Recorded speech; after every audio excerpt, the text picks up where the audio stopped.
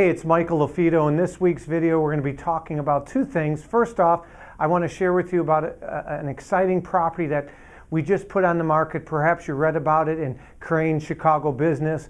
It's the highest priced single-family home in Illinois at 18.9, but it's not your prototypical home. It's really a hunting lodge. It's near Princeton, Illinois. It's on over 1,217 acres. It's got an FAA grass runway where we actually show a twin otter landing on the runway in our lifestyle film.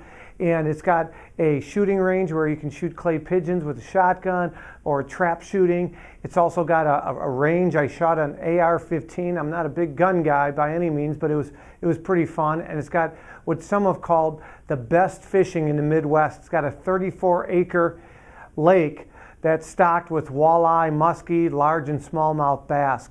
It's known as Cloverleaf Ranch. So make sure you take a look at some of the pictures down below, click on the thumbnail, or click on the thumbnail to watch the lifestyle film. It's a real good one. It's very unique. And again, you'll see deer running across in the video, etc. So take a look at Cloverleaf Ranch. Let me know your thoughts on it as always. But this video, we're talking about the election and how the election affects the stock market or the real estate. And so, for example, you're going to see some visuals that you can click on as well. But the first thing I want to talk about is the stock market. Again, based on presidential approvals, the stock market doesn't always fluctuate. If a president's got a high approval ranking, the stock market a lot of times does the exact opposite. Or if a president's got a low approval ranking, sometimes the stock market is actually hot. So take a look at that graph. The other thing is we're talking about split government. Currently, we have a split government. We have a Democratic president, and we have the House and the Senate is run by the Republicans, and there's checks and balances. And when there's checks and balances and it's a split government, the stock markets historically have averaged 7% annual increases versus if you have a Republican president and the Republican, House and Senate, the stock markets typically historically only go up 4.6%. So it's good to have checks and balances.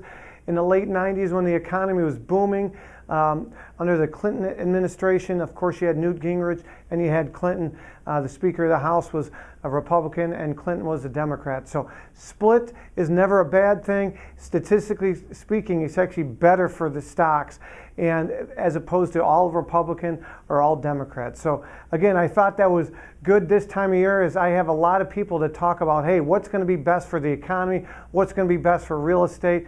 And checks and balances is never a bad thing.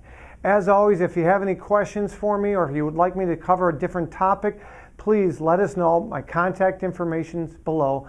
Michael LaFido from the Marketing Luxury Group.